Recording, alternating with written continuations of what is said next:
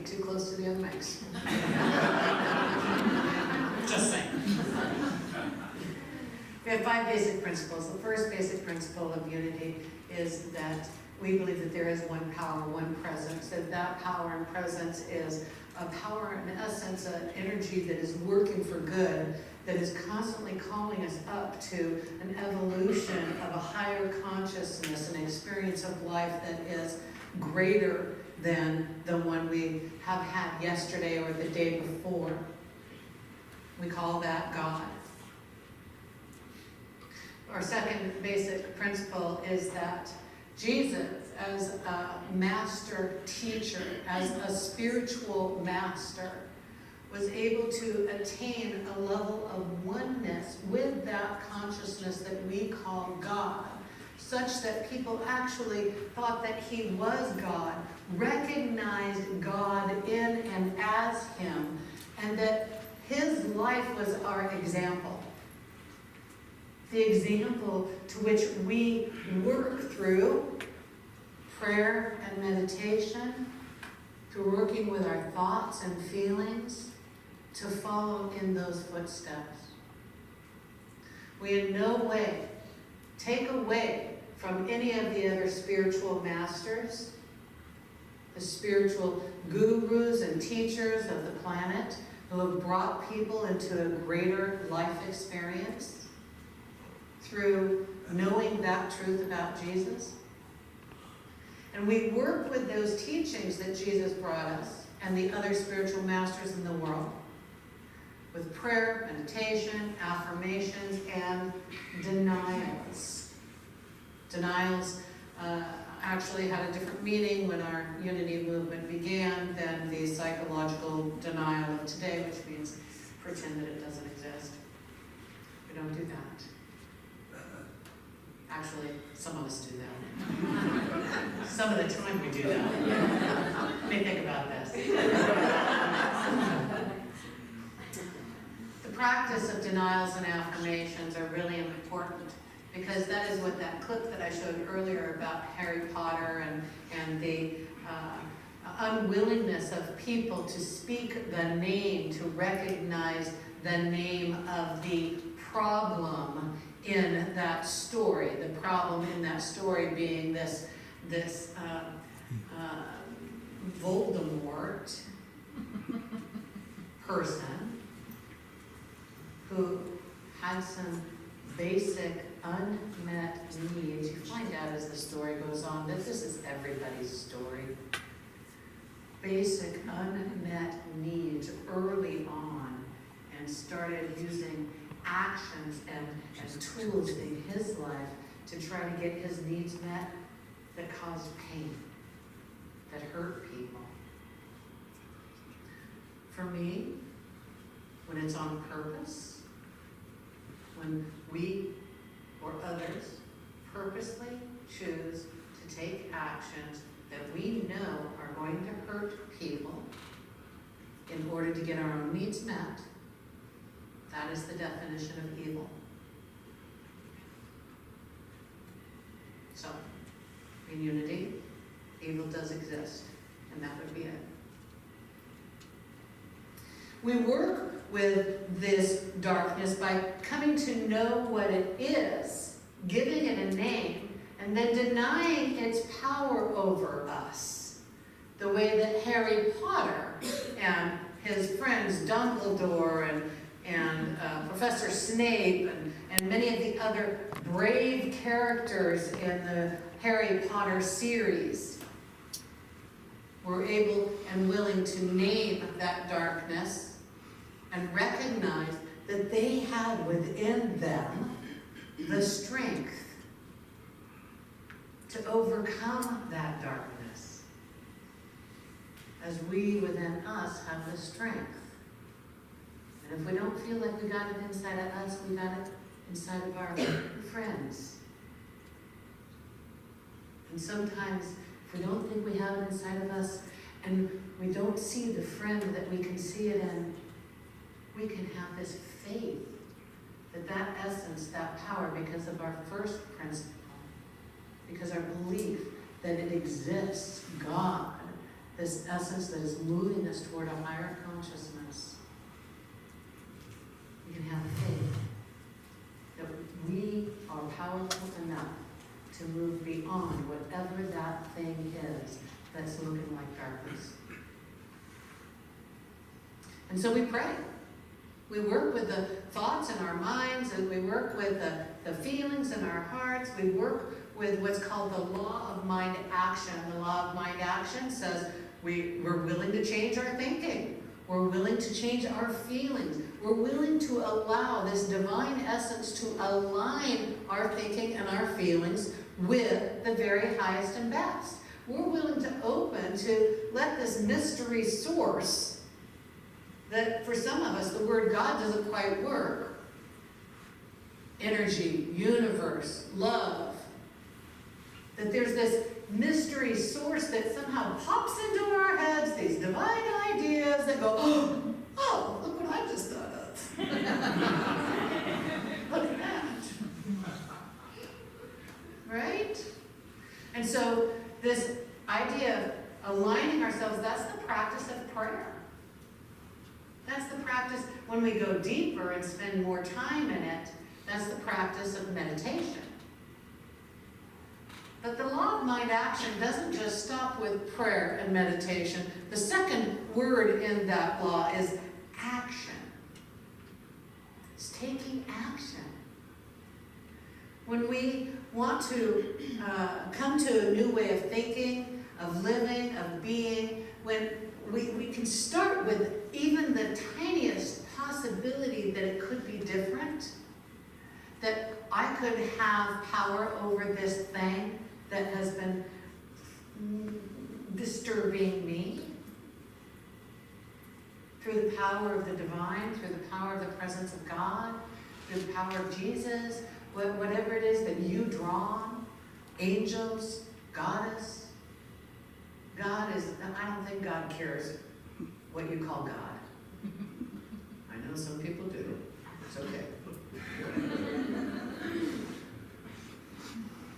When we draw on that energy, then we're able to move into taking a step in the right direction. The law of mind action, I've come to believe, is a twofold practice. Yes, I have a tiny bit of belief that I might be able to change this one thing. And so I'm going to take one step and do something different.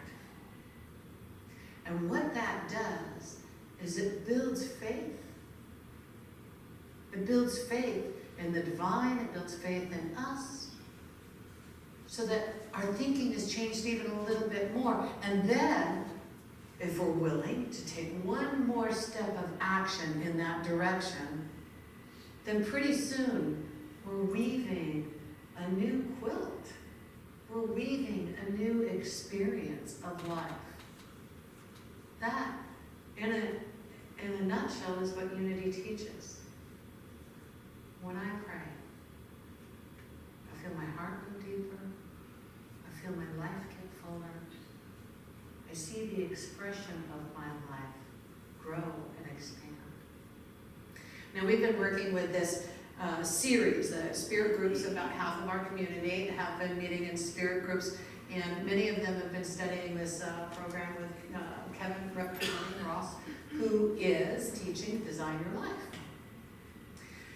Designing your life is this opportunity to turn within, let Spirit guide you, and then put this work into effect. Become aware of what your calling may be, your purpose may be, and then take a step in that direction. Maybe taking a step is even just speaking it out loud. Reverend Kevin Ross says that we have been designed for a purpose.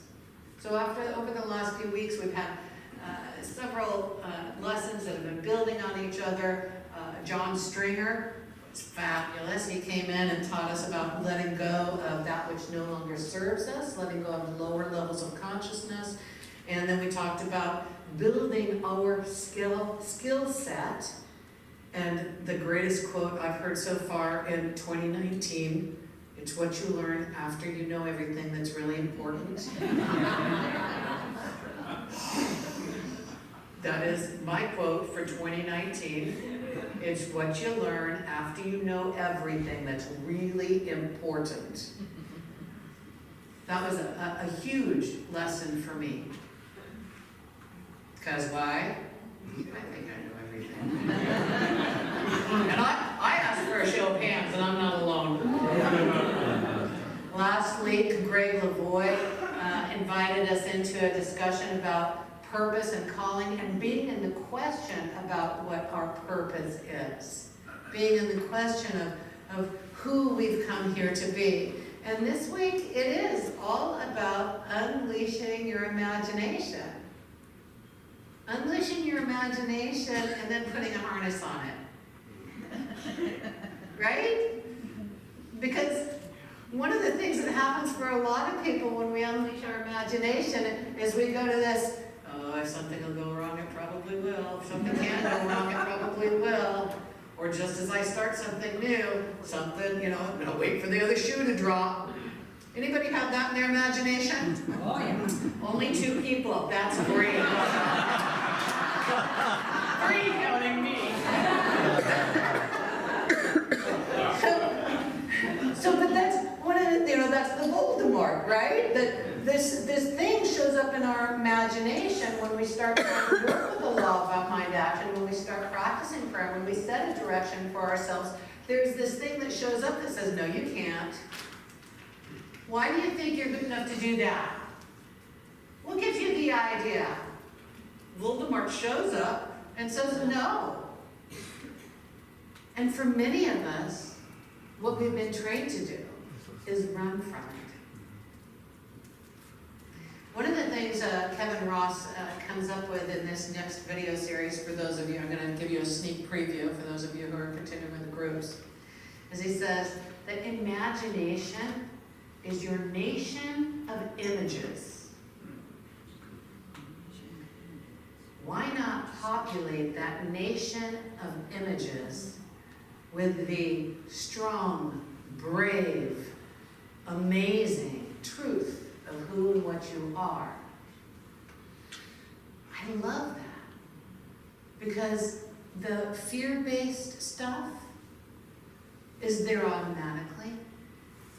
And so we have to do our part to be confronting that fear-based stuff. And I think, just like I said earlier about Voldemort, that for most of us, it's about this unmet need, most likely from childhood.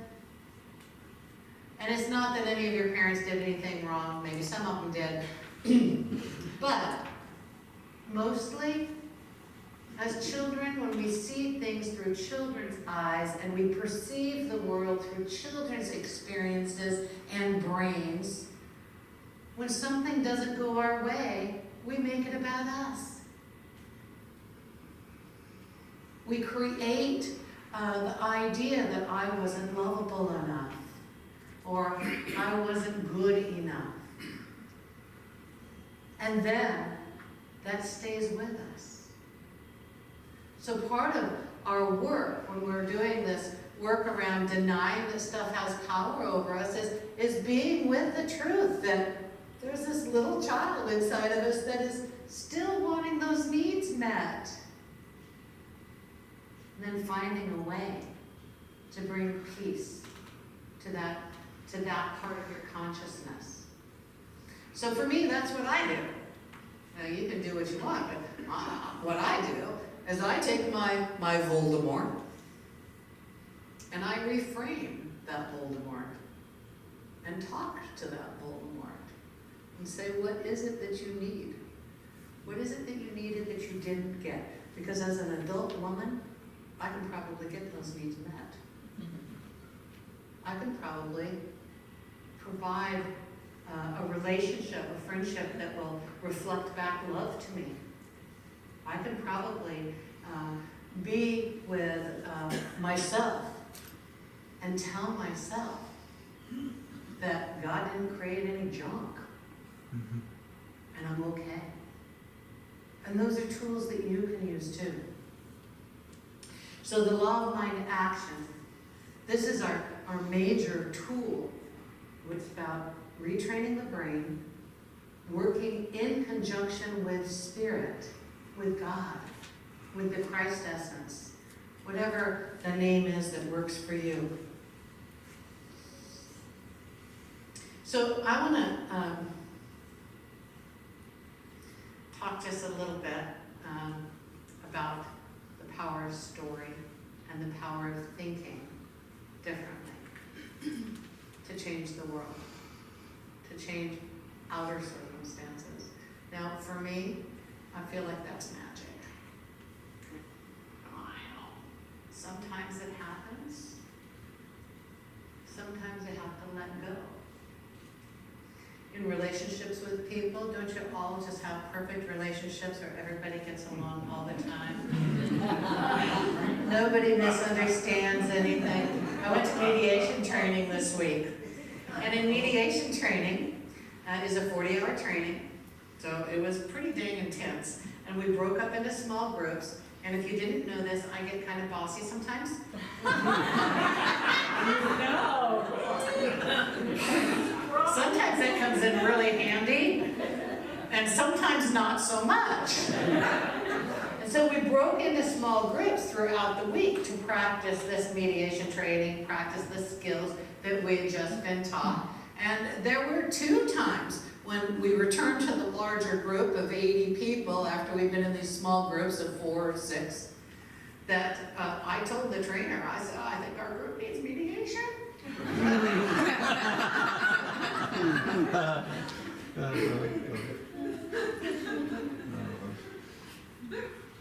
This is what happens. We show up in different ways and we may never know. We may never know how to heal something, how to be with other people. Personality styles are so different. It can be really challenging. Even a peace skills class. Charles Fillmore called it chemicalization. Whenever you set your mind for a particular thing and just shift your consciousness and head towards a certain way, everything that could possibly test that resolve will show up. We've been working with a program this year called One Humanity, Many Stories. And I have been asking members of our community to come and tell their stories of transformation. And so Jean has agreed to tell a story about a shift that happened in her life, and maybe as a result of prayer and action. Will you come up? Please welcome Jean.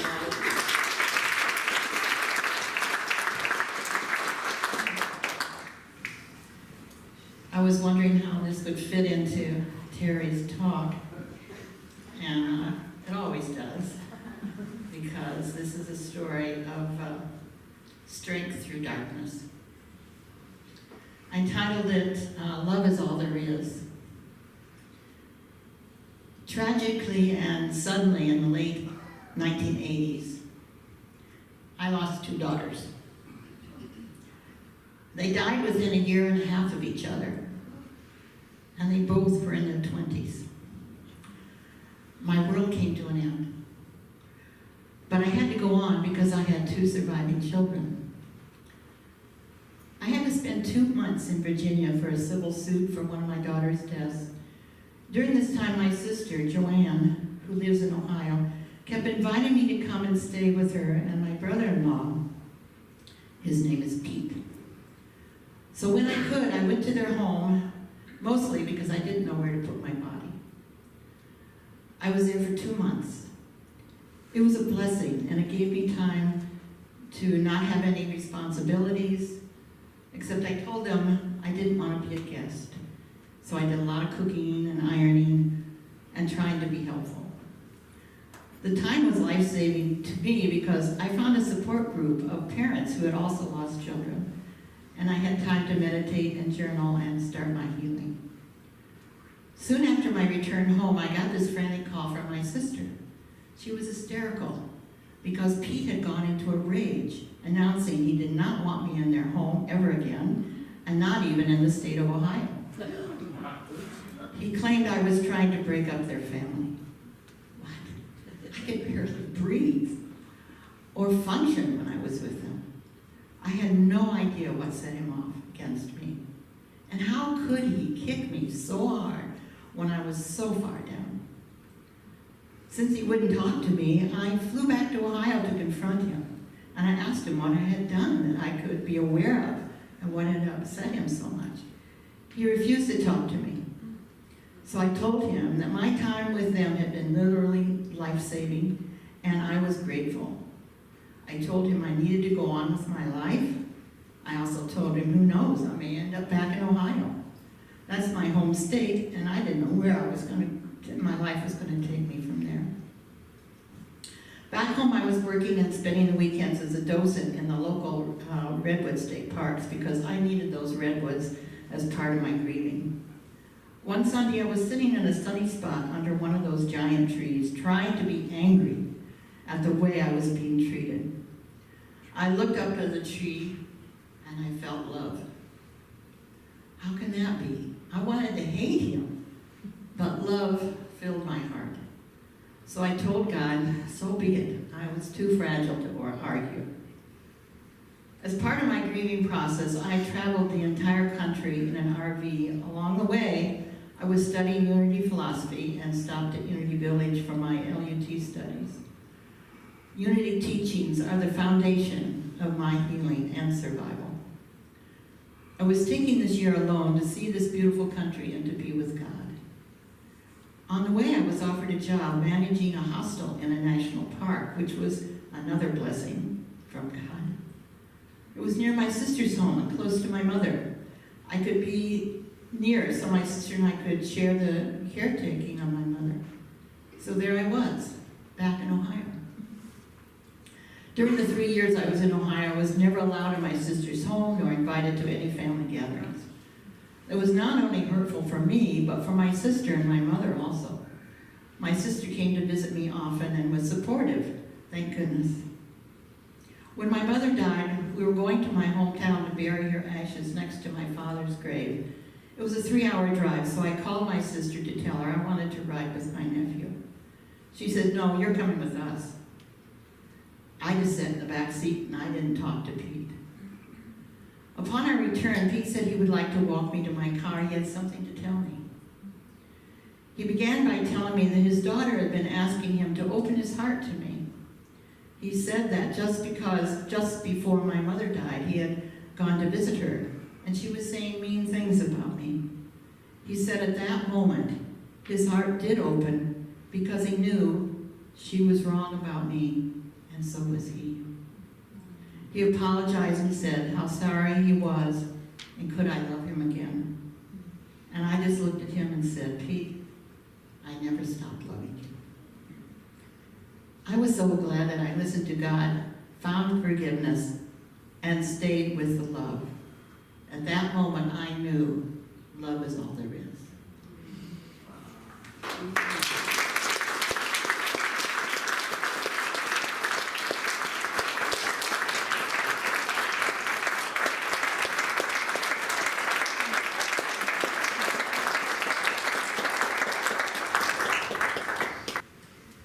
Our daily word today is generosity. Divine love through me multiplies all that I give and receive. As Jean practiced forgiveness, I don't know about you, but I can imagine the level of anger at a God that would take your children. When my brother died as a 13-year-old, I got to see what that does to parents.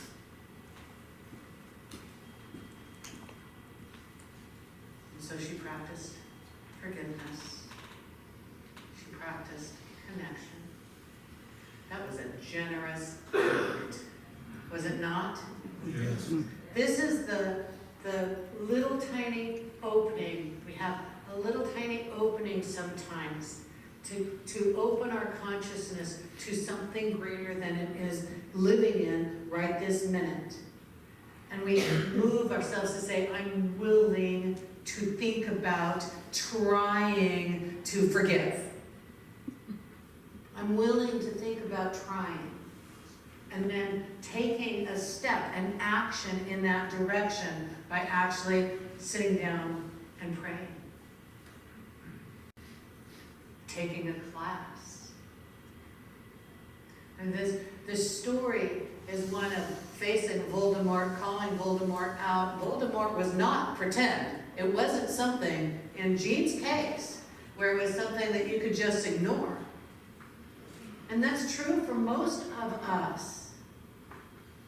The Voldemorts in our consciousness, the Voldemorts that we experience in life, the people who've lost their homes, people who've lost their children, it's usually about loss. Their spouses, parents. If we open a little bit in consciousness and then take a step, whatever that step is, take some action. It allows us to open in consciousness even more. This is why the law of mind action, which sounds so cheesy when I say it, law of mind action, yeah, okay, whatever. But this is why it has so much value. This is why it's really our only to-do thing in unity. Practice the law of mind action. Open your consciousness a little bit into generosity. And then receive that back. So we have this daily word thing, right? Who all receives the daily word? Excellent. I'd love it if every single person in this room actually either received, purchased, or got on their phone. Mine's on my phone, so when I don't really want to read it because I'm kind of stuck, I have it read to me. Push the button, reads it to me.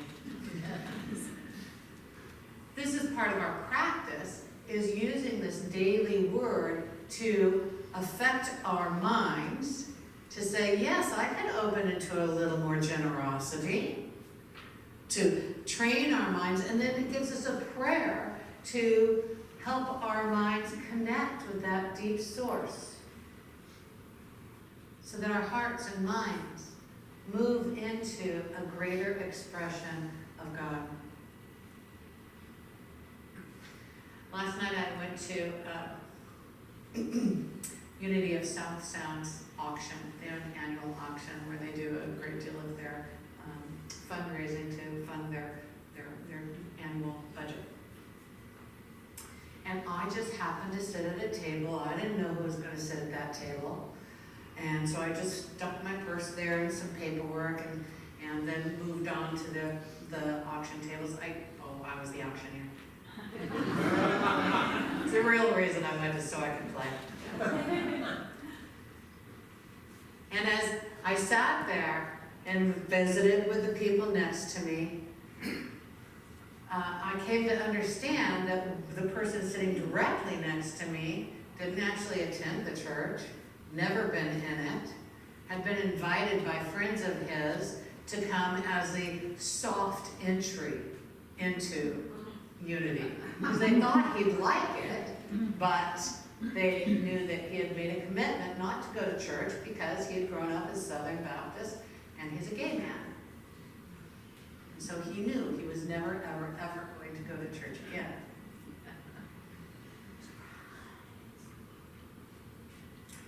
So it's supposed to be a light evening, right? Yeah. And I laughed a little bit, and we had an auction, and we're visiting, and I said, that's not what we teach here. As a matter of fact, sometimes I have a hard time knowing exactly what I'm supposed to say, because Unity has never had this rule against gay anything. And coming up in this experience, it's like all those other people are weird, right?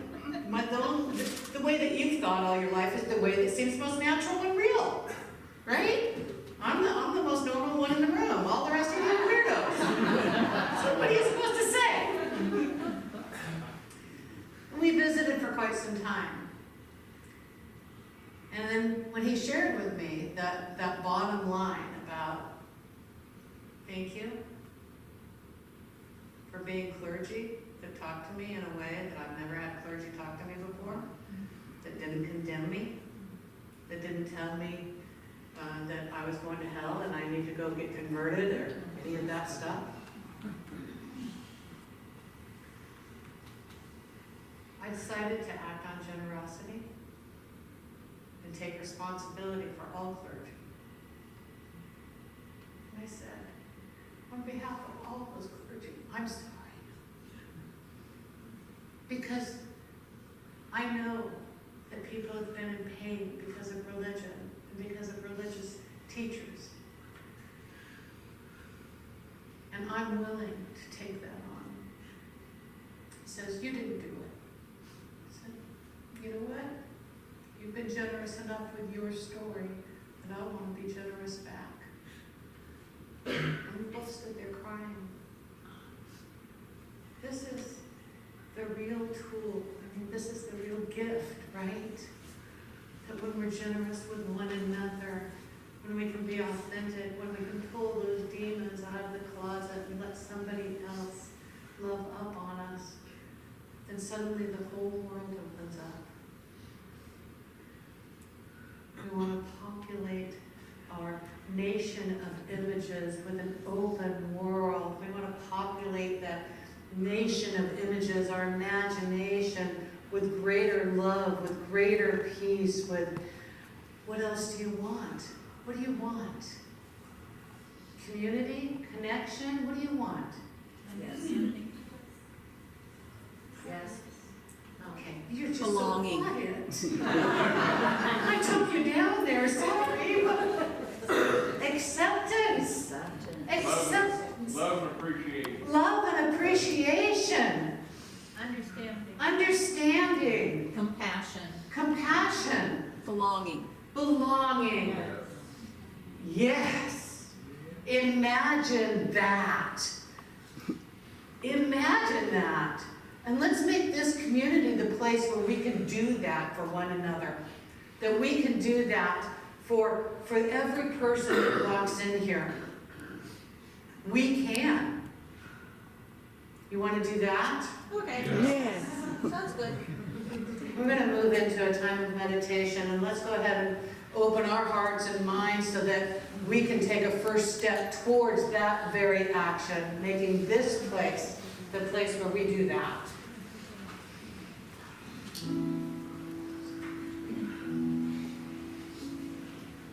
Let's close our eyes. Place a hand on the heart.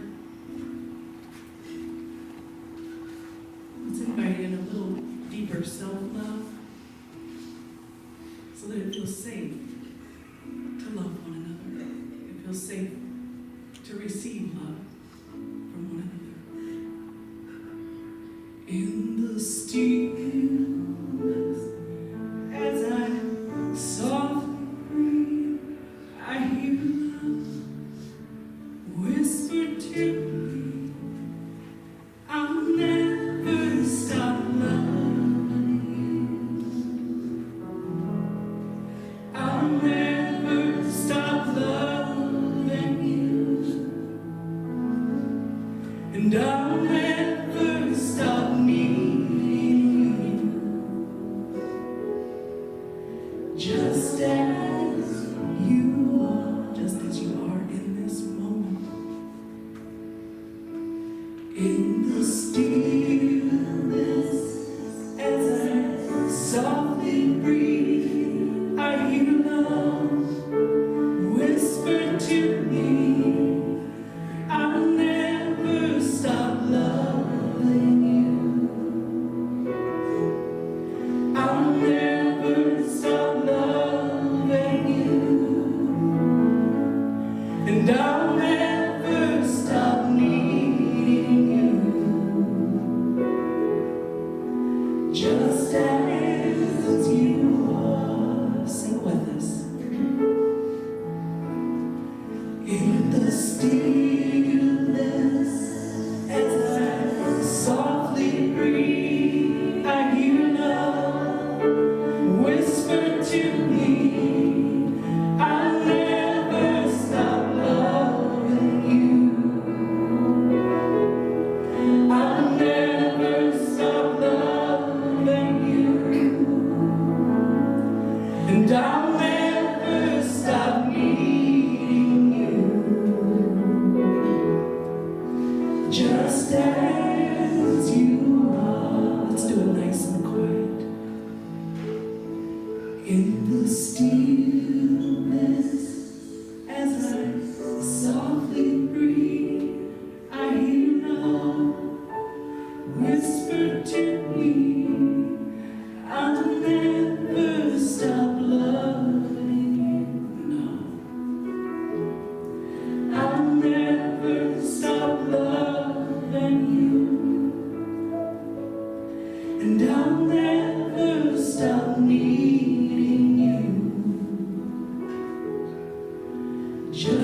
as you are, just as you are. Let's sing high again. Just as I am.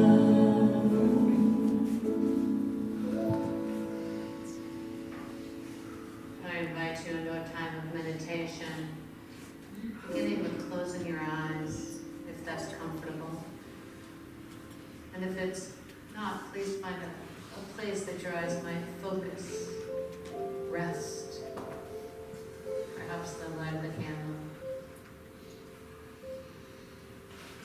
Let's do a couple of breaths together, breathing in deeply, fully, and releasing. On the inhale, breathe in life itself in all its fullness. And on the exhale, release the blessing of your gift to the world. Joy of peace. Breathing in and releasing at your own pace.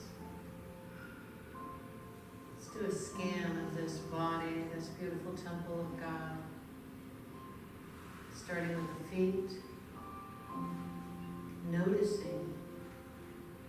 Noticing socks, shoes, feelings, fabrics, working up the legs, noticing the chair beneath you,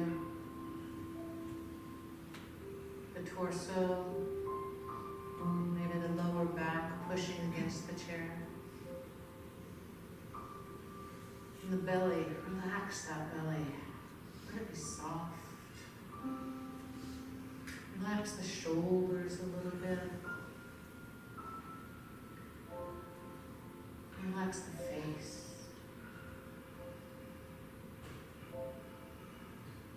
We bless this amazing miracle body. We bless it, and we are so grateful for the knowing that God is in the minutest details of the body. We accept the healing presence that the divine is moving in and through every part of the body.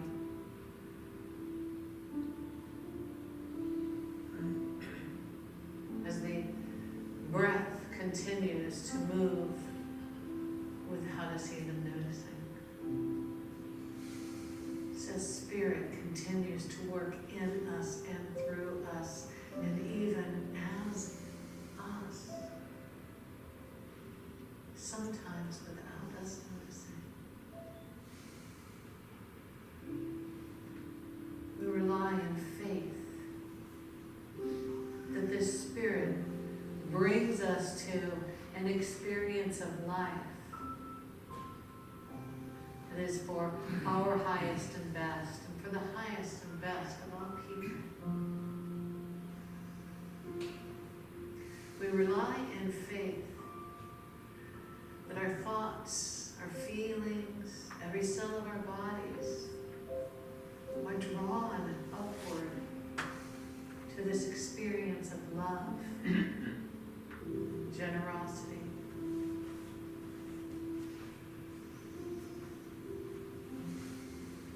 I want to invite you for a few moments to move into a spaciousness, an experience of spaciousness with this divine presence. Knowing that you are that expression of the divine.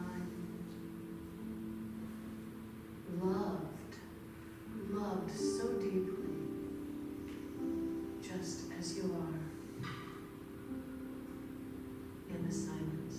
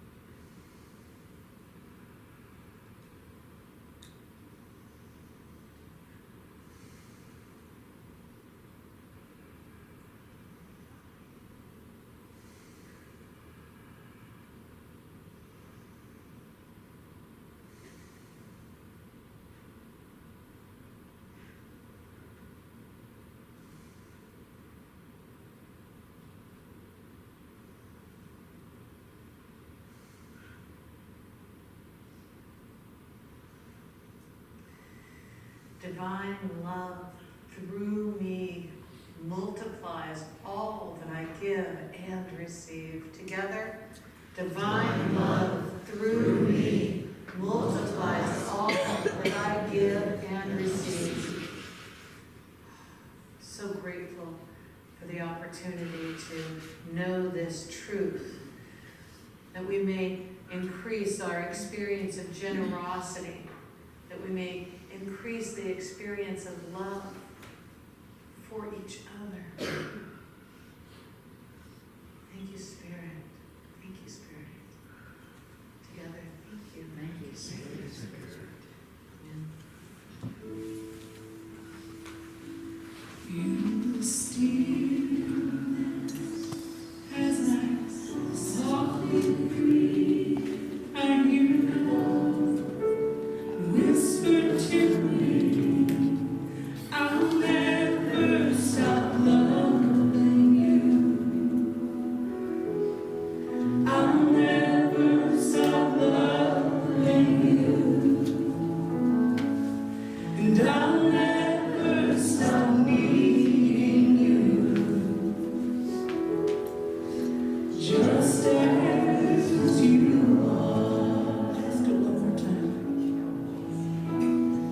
In the stillness, as I softly breathe, I hear love whisper to me, I'll never stop loving you. I'll never stop loving you. And I'll never stop needing you. Just as you are. Just as you are. Just as you